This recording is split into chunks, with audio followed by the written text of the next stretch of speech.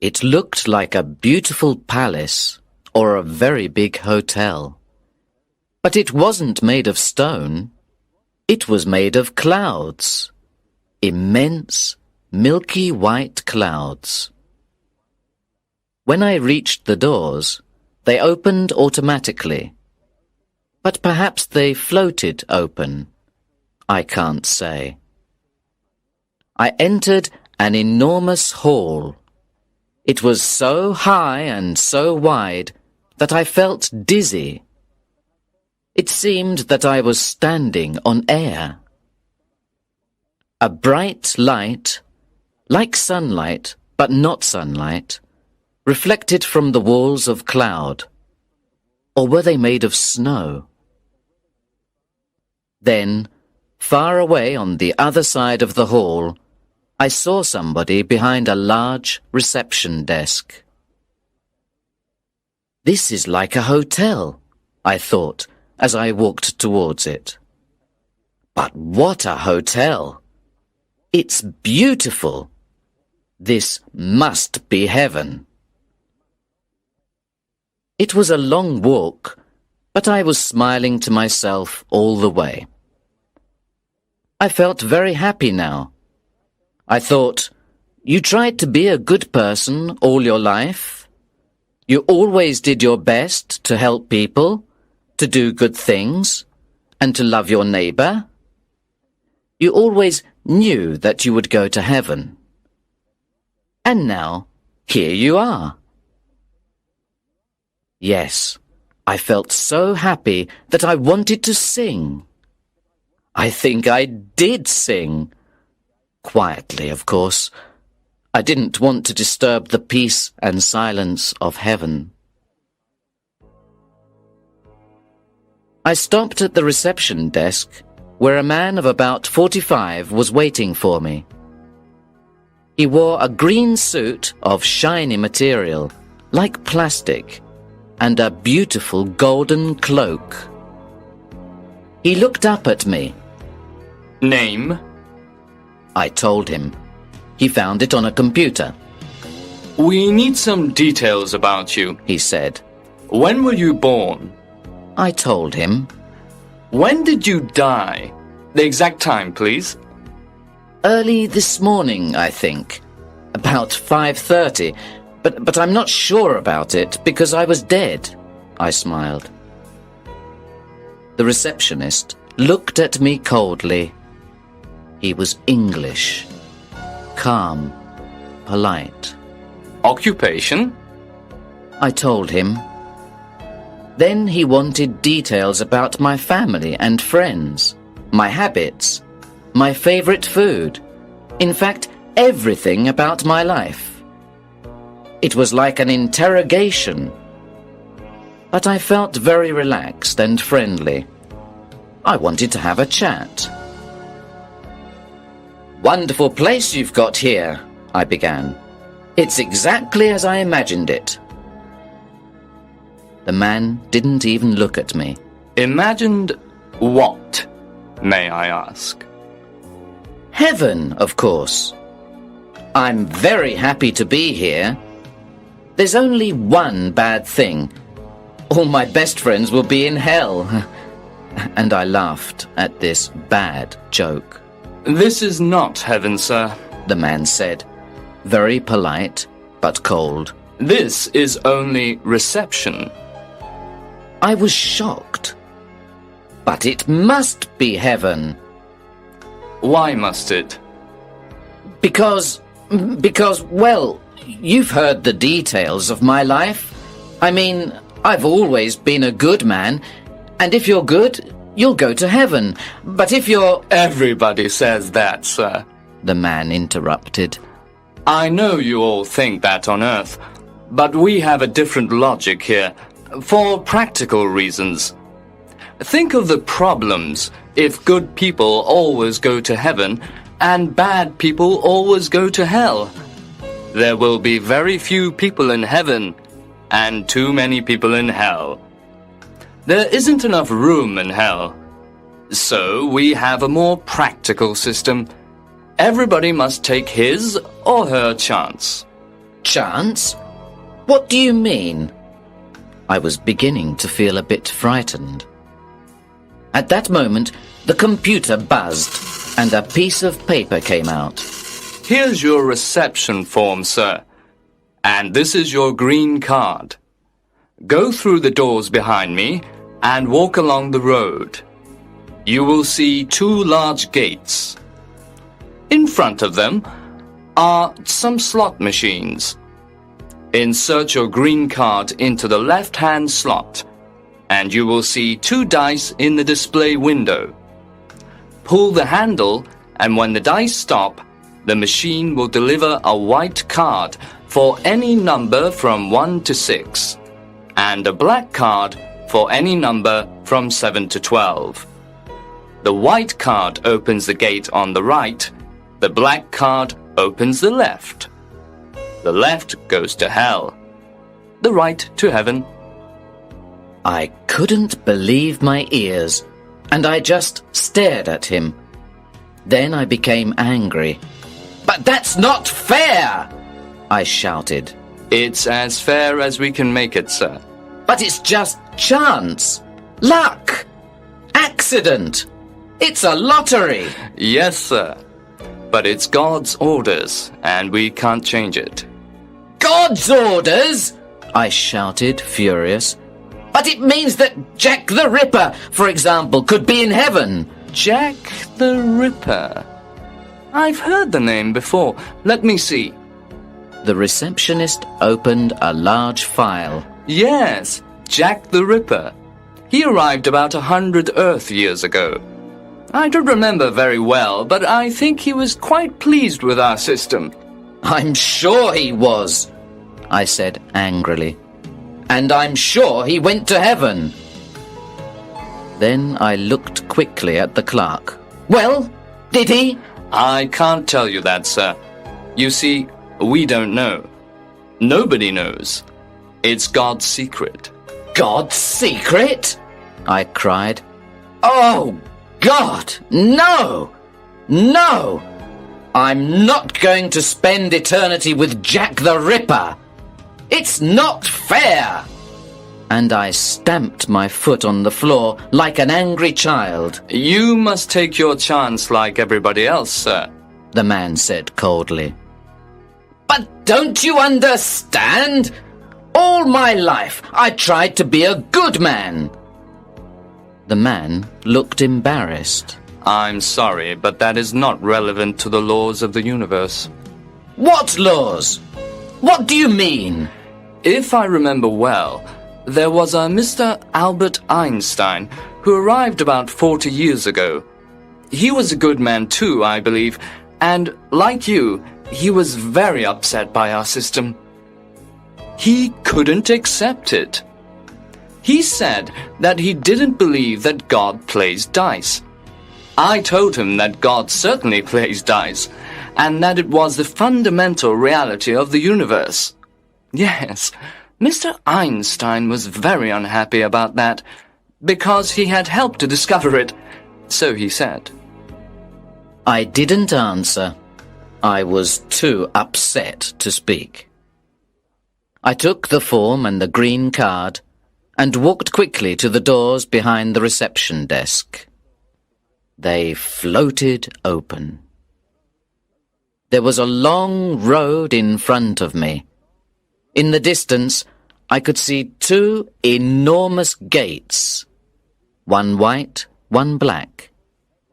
They were made of beautiful, heavy crystal glass that shone like jewelry. I walked along the road. It was very silent. On each side of me were great clouds that trembled and changed in a soft wind.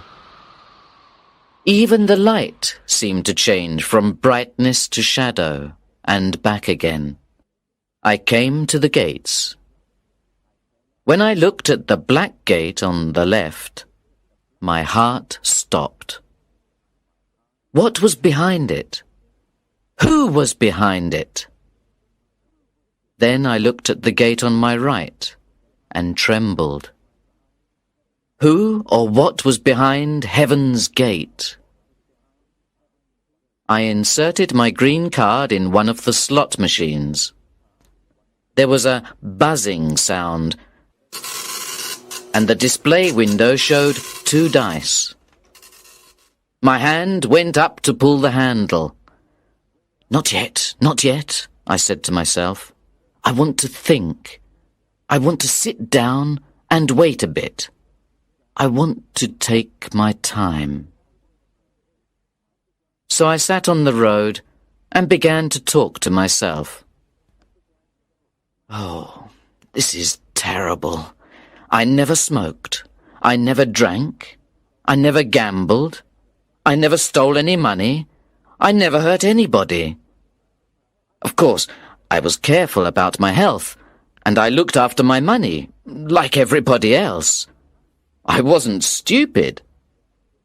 But now I could be with thieves, murderers, politicians for the rest of eternity. It's really terrible. And so I sat there and talked like a lunatic. Sometimes I looked at the handle of the slot machine which was waiting for me, and I trembled. Well, it's better to be in heaven, even if Jack the Ripper is there. People say that heaven is a beautiful place.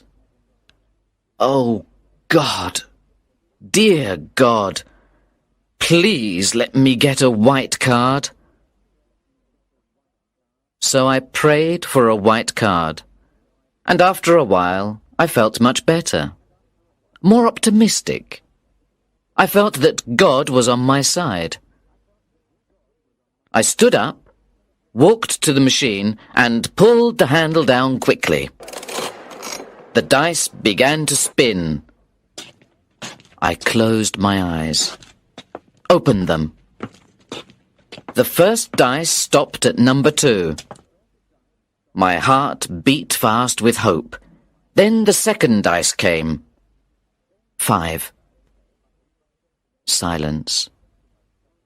Then, like a photo from a Polaroid camera, the card came out. It was black. I fainted. When I opened my eyes again, I sat still for a long time. Hot tears filled my eyes. I was going to hell. I knew it. I knew it, I cried. I've always been unlucky. But what could I do?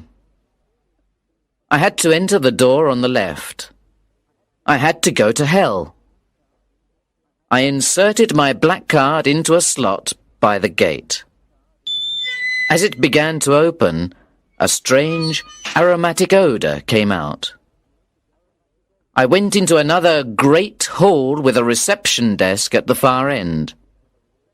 It was a long walk. The walls were made of black smoke and red flames. Behind the desk sat a pretty young blonde woman. She gave me a sweet smile. "Hello, may I have your reception form, please?" she said in a friendly way. I gave her the form, and she typed the information into a computer. "Why do you look so depressed?" she asked with her sweet smile. "You're a lucky man." I laughed bitterly. Lucky? "Here's your room key," she continued. "We hope you'll like room 206. You'll find everything in order. Drinks, magazines, a change of clothes, a bottle of wine, and everything necessary for your comfort. There is a reading lounge, a swimming pool, tennis courts, and a card table. We hope that you will enjoy your eternity." I was watching her to see if she was joking behind that sweet smile. "This is hell, is it?" I asked in a sarcastic voice. "That's the official name, yes, but we call it Paradise Regained. I suppose you thought it would be a terrible place, but things have changed a lot. We've made it better. You'll see. Who are we? Oh, there are so many good, kind people here. I can't remember all their names. Let me think. Well, there's an Indian gentleman, Mr. Gandhi, and a nurse called Florence Nightingale. You mean those people are all here? In hell? But it's not hell anymore. It's the dice, you see. The dice? No, I don't see. Please explain. Well, for a long time, a lot of good people scored more than 6 and got a black card. So now there are more good people than bad people. This doesn't happen often, of course. It's a very unusual thing, and it will certainly change again. Then we'll get the usual average of about 50 good, 50 bad. Smiling, I said, "Has God fixed the dice? For a joke or something?" She looked a bit shocked. Oh, no. I'm sure God is an honest gambler. It happened by accident. Well, let's say it's another one of God's secrets, eh? And I gave her a big wink. What about Jack the Ripper? Is he here? Jack the Ripper. She looked through her file. No, he isn't here. He must be on the other side, in heaven. I laughed and laughed. And are they having a bad time there? The receptionist said quietly, Between you and me, we've heard that they are having a lot of trouble in heaven. I laughed again, and tears of happiness came into my eyes. Welcome to Paradise Regained, said the woman with a big, sweet smile. Have a nice eternity. Thank you. This place looks better than Earth. At that moment, an intercom buzzed, and the woman answered. Reception 3 speaking. Can I help you? As she listened, her expression changed. It became dark and anxious. Oh, I see. Thank you, Reception 1. She was silent. Anything wrong? I asked. Well, as you know, the situation on Earth is very turbulent at the moment, and a lot of new people have arrived. Reception 1 says a big crowd is already at the dice machine. Who are they? I had a bad feeling in my stomach. Reception 1 says it's a group of terrorists, child killers, mafiosi, football hooligans, drug barons. Stop! Please stop! I shouted. We can only hope that our luck continues, she said. Her sweet smile had gone. She was looking at the entrance with frightened eyes. I cried, Please, God, let them all go to heaven. I pray! I pray! I'm sorry, but praying won't help. It all depends on the dice. And that's God's secret, I said, laughing and crying at the same time. While we waited, the silence was long and terrible.